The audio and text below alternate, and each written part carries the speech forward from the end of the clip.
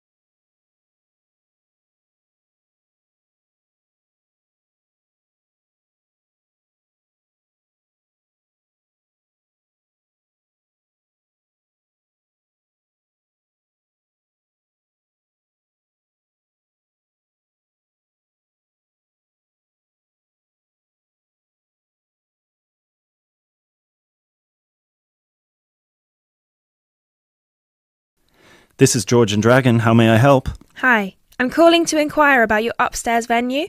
I'm interested in booking it for a private event, and I was wondering if I could ask a few questions. Yes, of course. Just give me a second, please. So, before we start, could I please get a name and phone number? Yes, my name is Clara Carlton. Carly, could you spell that for me, please? Sure, it's Carleton.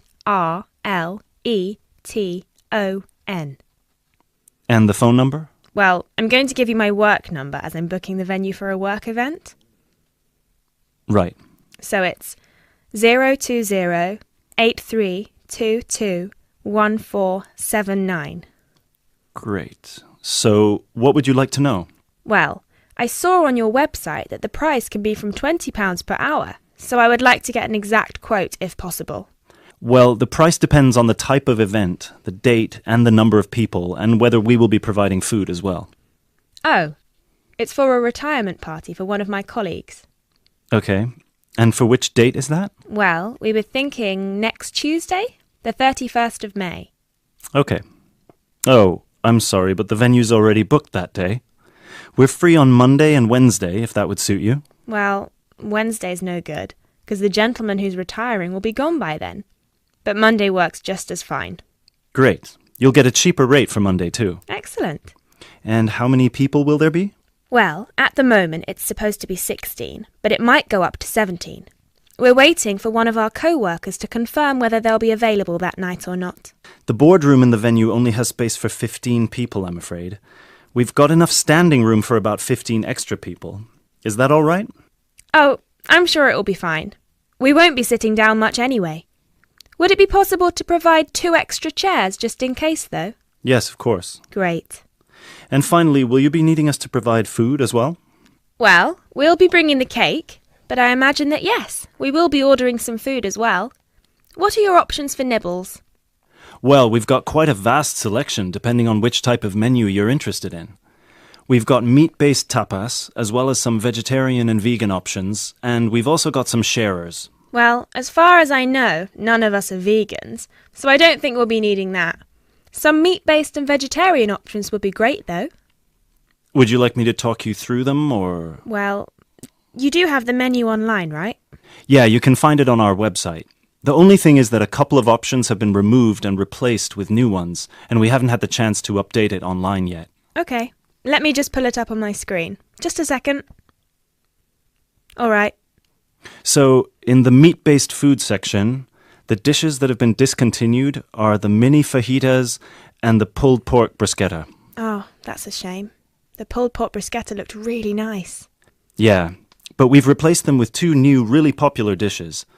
We've got a trio of sliders, which is 3 mini burgers, made one each with chicken, beef, and pulled pork, and we've also got ham and cheese croquettes. Oh, that sounds nice. So I'll have 7 of the mini burgers then. I see you've also got vegetarian croquettes. Are they still in the menu? Yeah, we've got the vegetable croquette and the potato croquette. And how many croquettes are there in each dish? The vegetable one is 5, the potato one is 4. Okay, so I'll have 2 of the vegetable croquettes and I'll also have 2 of the ham and cheese ones, please. Great. Anything else? Well, I don't know. It all looks so nice. What would you recommend? Well, what I would recommend is the simmered squid. It's slow cooked in wine and served with potatoes. I'd also recommend the hummus platters. Our chef actually makes his own hummus, and it's one of our most popular sharers. And of course, all of our salads, especially the Caesar salad, we're famous for them. Right. So I'll go for 5 hummus platters. Or should I get 6? No. You know what? 5 is just fine. I won't be having any of the squid. It sounds lovely, but I'm just not sure how popular it would be with my colleagues. Yeah, fair enough. And finally, 1 Caesar salad and 1 vegetarian, the goat's cheese one. Great. And just for the final question, for how many hours would you be booking the venue? Well, we'd be arriving straight after work, so somewhere around 7 p.m, and I'd expect we'd need it until at least 9 p.m, maybe even 10 p.m, so... So 3 hours? Well, probably, but let's make it 4 just in case. Right. Great. So just give me a minute and I'll get back to you with a quote, all right? Yes, of course. Hi. So I spoke to my manager, and the total with the food and a drink starter for 17 people would come up to £318.95. Okay. But he'd be happy to offer you a 5% discount, which would bring the total down to just £303. And that includes a pint of any beer, a glass of wine, or fizzy drink for each person. Okay, that sounds reasonable enough. Let's go for it. Right. So I would just need a deposit of... That's the end of section 1. You have half a minute to check your answers.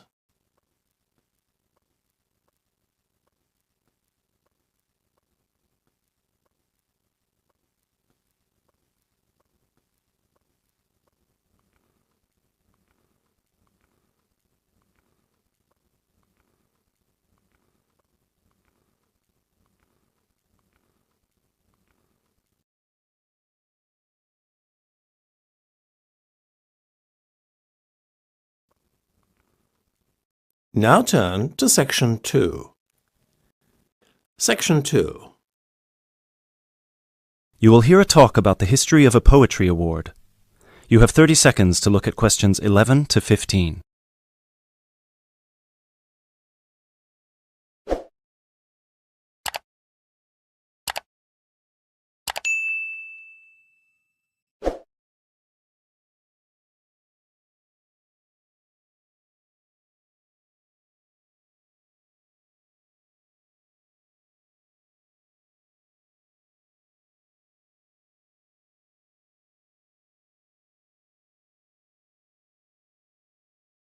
Hello everyone, and welcome to this year's award ceremony for the Antonia Watson Memorial Poetry Award. As with previous years, the competition has been particularly fierce and we received numerous excellent entries, so it's an incredible achievement for our 3 finalists who are sitting here amongst you, and we should congratulate them all. However, as with every competition, there can unfortunately only be one winner, and we will be announcing them shortly. Before we do, though, a few words about the award itself. As most of you know, the Antonia Watson Memorial Poetry Award has been presented annually since 2010 and was presented biannually for 2 more competitions prior, once in 2008 and once in 2006. It is entirely funded by Antonia Watson's very generous parents, who offer £1,500 to the author of the best poem on a topic announced at each previous award ceremony, as well as £500 to the first runner-up and £250 to the second, bringing the total up to £2,250. Now, a few words on Antonia Watson herself, without whom none of us would be standing here today. I briefly knew Antonia while at university, where we were flatmates for a year, and I'm afraid that any speech I give will not be able to do her justice, as she was the kindest, sweetest person I've ever met. Thankfully, this part of my speech was written with the assistance of one of her siblings, Thomas Watson, who was not only her brother, but also her best friend. Antonia was born in Slayford, Lincolnshire, in December 1986. From a very young age, she displayed an inquisitive and creative nature, matched in volume only by the gentle kindness of her spirit. She wrote her first poem, named Love Barks, about the death of her dog at the age of 10. This was also her first poem to be published at her school's newspaper, just 2 months after another of her poems, Be Kind, won the 1996 Triad Children's Writing Competition and was published in the competition's anthology. While her early forays into poetry were crowned with impressive success, Antonia unfortunately ceased to write for a few years following the death of her very dear grandfather, Peter William Watson, in 1999.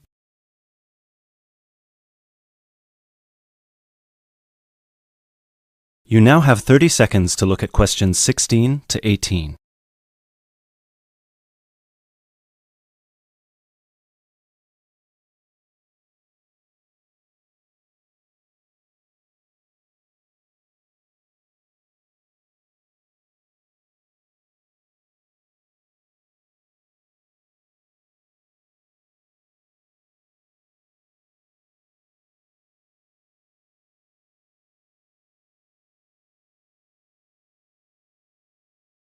While her early forays into poetry were crowned with impressive success, Antonia unfortunately ceased to write for a few years following the death of her very dear grandfather, Peter William Watson, in 1999. Despite her writer's block, however, her artistic nature didn't lie dormant during the next 4 years. She had an active role in various theatre plays, and she also ventured into painting. A few of the plays are available on the internet, and you can find several of her self-portraits on our website, and you can see for yourself how impressive they are. But poetry, of course, remained her passion even then, which is why in 2003 she resumed writing, and her next poem, The War on Both Sides, was published in her college's journal. At the age of 18, Antonia moved to Sheffield to study English literature at the University of Sheffield. This is where she and I met, spending a whole year in adjacent rooms in a flat in central Sheffield. This is also where I met her good-natured, generous parents, Mr. and Mrs. Watson, who came to visit her regularly and always treated me like a daughter as well. Antonia and I grew very close during that period, and while we ran in different circles, we always found time for each other every week. Antonia self-published one collection of poems in August 2005. It was named Burning Stars, after the poem on page 16, which is also the date of her birthday. It was an immediate success amongst her peers at the University of Sheffield, and it was so cherished by her English literature classmates specifically that it had attracted the attention of one of her lecturers, who put her in touch with a literary agent.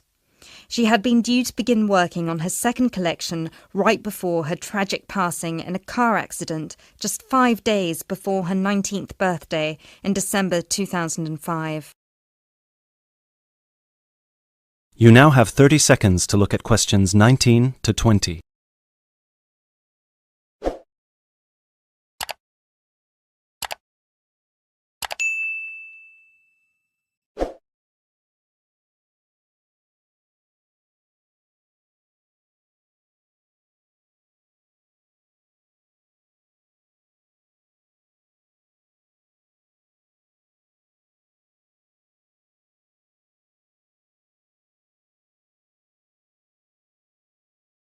Antonia was always interested in societal shifts and how they affect humanity as well as the environment, and this award was designed to reflect her faith that regardless of what we do, we are all inherently good. With this in mind, all of the topics this competition has dealt with have been about the potential and the positive side of humanity, such as this year's Young Love theme or last year's Inner Power theme. We've had poems about personal strength, about immigration, about gender equality and peaceful protest.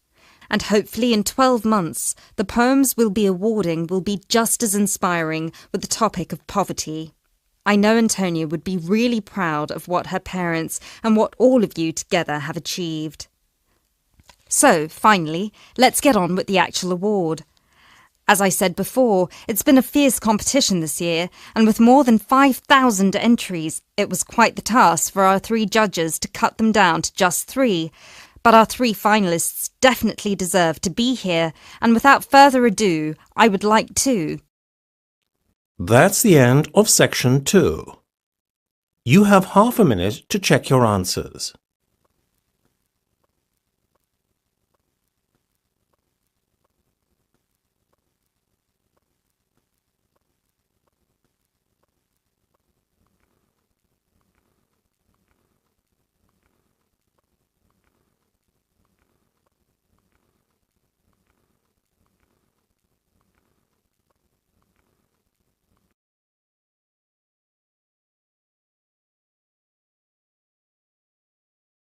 Now turn to section 3. Section 3. You will hear a conversation between 2 students working on a presentation. You have 30 seconds to look at questions 21 to 24.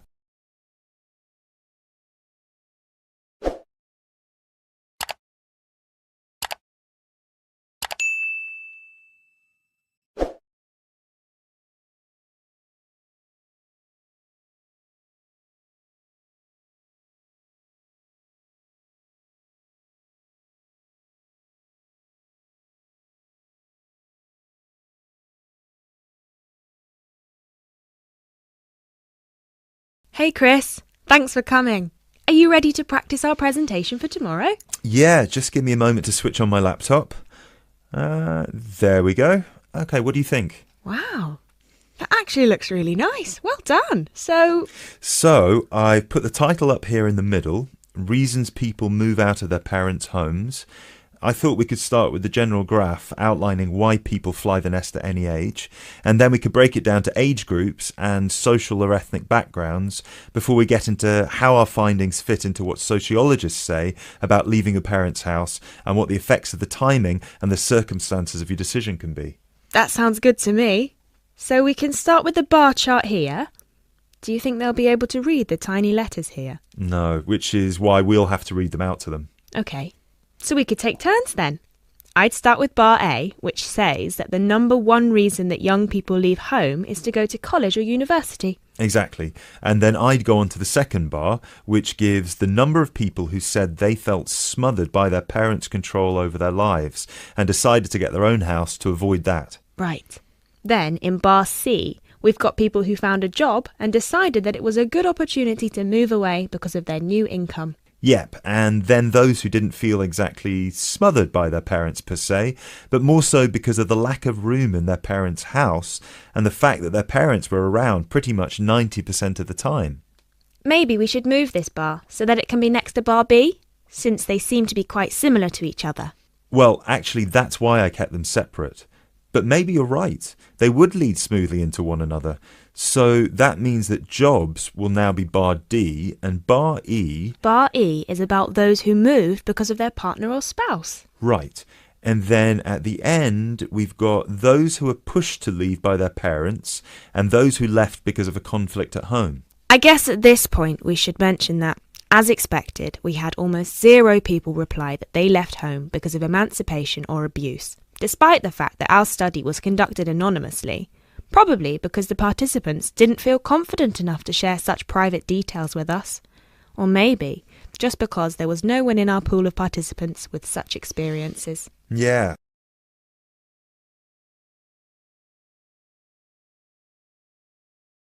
You now have 30 seconds to look at questions 25 to 29.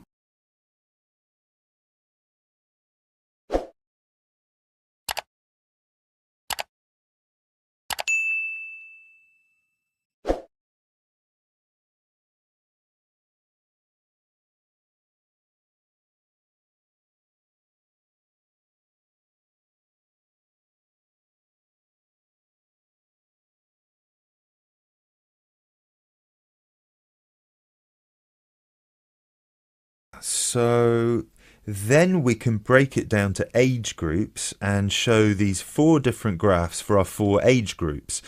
Under 18s, 18 to 20, 21 to 24 and 25 and above.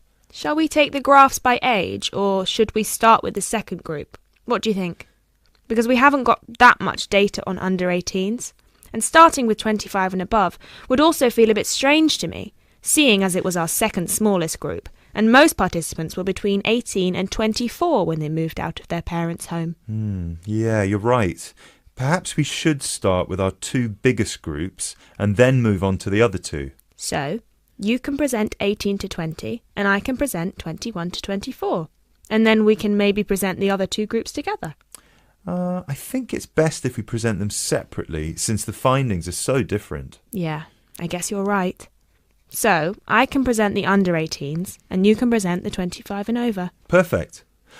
Or, wait, should we do it the other way round, so it flows more naturally? Yeah, sure. And then we can include a brief note at the end for those who haven't moved out yet. Yeah, great. You now have 30 seconds to look at question 30.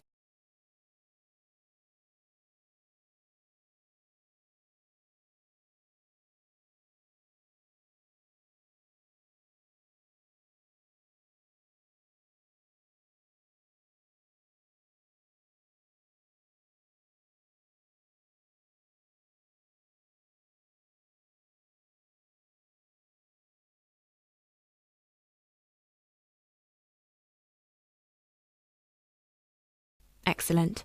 So, then we can move on to the final chart before we get to the bibliography and explain what they said they found difficult when they moved out. Yeah, so we can say the biggest issue for everyone was finding a place to live, especially for those who didn't have a guarantor or didn't live in a student hall of residence. Yes, and that 30% of the participants also experienced some financial problems in the beginning, with bills and rent and food and everything. Right. Then an even larger number reported that they didn't expect to miss their family that much, but ended up visiting their parents' home often just to see them and spend some time with them. Although, we should probably cut that number down a notch to exclude those who went back home just so their parents could cook and do their laundry for them. Yeah, sure. Anyway, then we should finish off with the final issue, which was flatmates. Oh yeah, so we should say that a whopping 67% complained about the people they had to live with, and that they were often dirty and inconsiderate. Right. Great. So then we can move on to how our findings fit into... That's the end of section 3. You have half a minute to check your answers.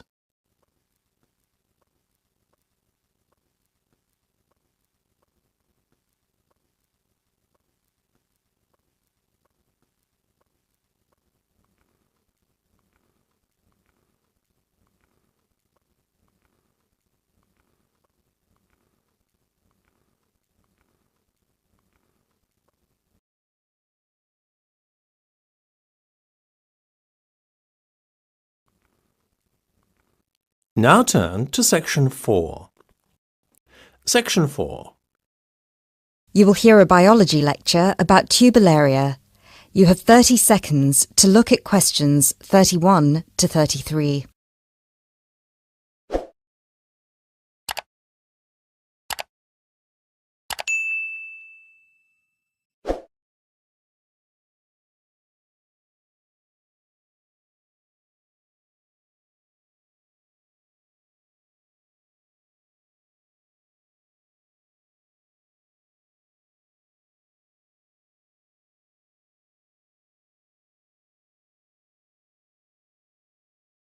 Hello, everyone. I'm glad so many people have shown up here today to hear about these fascinating little creatures called the turbolaria. My name is Dr. Baker, and I've spent 20 years researching thousands of different species of platyhelminths, what are commonly known as flatworms, both free-living and parasitic. So there are a lot of things I could tell you about these extremely interesting invertebrate, but I will try to keep it short. Turbolaria are unique amongst flatworms in 3 ways. The first one is that, unlike 80% of all platyhelminths, turbolaria do not need to secure nourishment from a living source. This means that they do not generally parasitize a host, but are instead found living freely in the environment. So, no need to worry about any of these little samples I've got here escaping and causing havoc. The second way in which they're different is that they are, well, they're incredibly simple. And by simple, I don't mean in terms of structure, as their structure is indeed quite complex, and I'll get to that later.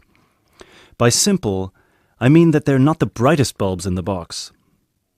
Flatworms in general are not known for their cognitive abilities, especially when compared with other invertebrates such as cuttlefish or octopuses or even insects.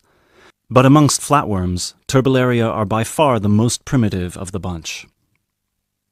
Finally, and this is a direct result of the first thing I mentioned, Turbellaria tend to have a much more complicated sensory system in their head region. This includes a set of eyes with receptors that can detect light, as well as chemical sensory organs that assist Turbellaria in locating food. Obviously, as other flatworms receive nutrition directly from their host, they have no need for this. You now have 30 seconds to look at questions 34 to 38.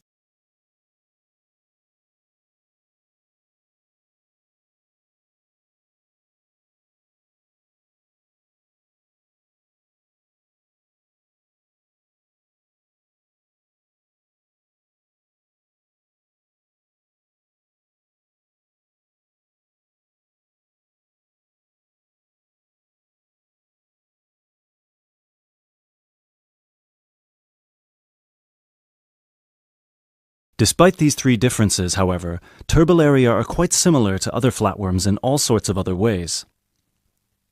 First of all, as their name suggests, they're incredibly flat, which allows them to hide under stones. They're symmetrical on both sides, and they don't have a body cavity. They also don't have any specialized respiratory, skeletal, and circulatory systems.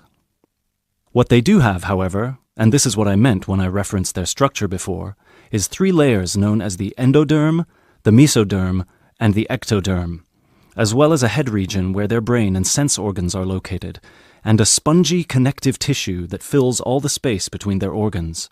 Finally, like most species of flatworms, they're hermaphrodites. This means that a single flatworm has a set of each gender. But don't take this to mean they reproduce alone. Their preferred method of reproduction is called cross-fertilization, which means that each flatworm fertilizes the other. I mentioned before that most flatworms need a host, but Turbellaria feed from the environment. So what do they feed on? Most Turbellaria can be found either in fresh or salt water, and they feed on small insects, microscopic matter, and crustaceans. They will pretty much eat anything they find. They have no preference on whether their food is living or dead. Also, and this is the most remarkable part about their eating habits, if they ever find themselves in a situation where food is scarce, they might also feed on themselves. That's right, they'll start eating their own body, starting with the least essential muscles and organs and working their way up. They will shrink in size until they're able to find food again, at which point they'll begin to regenerate everything they've lost. One final thing about food, and apologies in advance if I disgust you, Turbellaria don't possess an anus, which means that their mouth, which is a muscular opening on the underside of their body, has to serve as one. You now have 30 seconds to look at questions 39 to 40.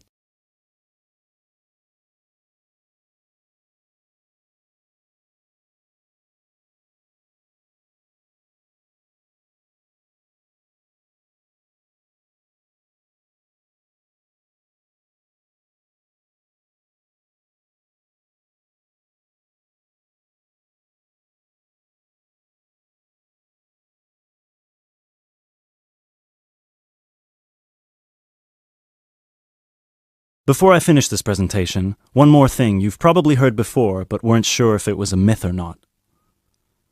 I mentioned already that Turbellaria can reproduce on their own, but there's a second method they can use, which is known as fission.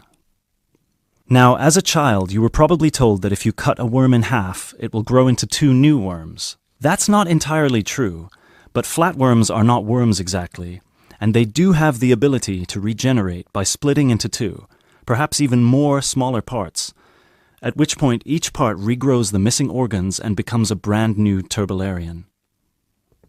Now this is extremely important for us, and this is how I'd like to close this presentation, because their ability to regenerate endlessly makes them virtually immortal, and it might open pathways to regeneration in human cells, or slowing the human aging process, which is why scientists like myself have been studying these unique creatures, hoping to get some answers. Thank you for listening, and please come along to see me and my samples if you have any further questions. That is the end of section 4. You now have half a minute to check your answers.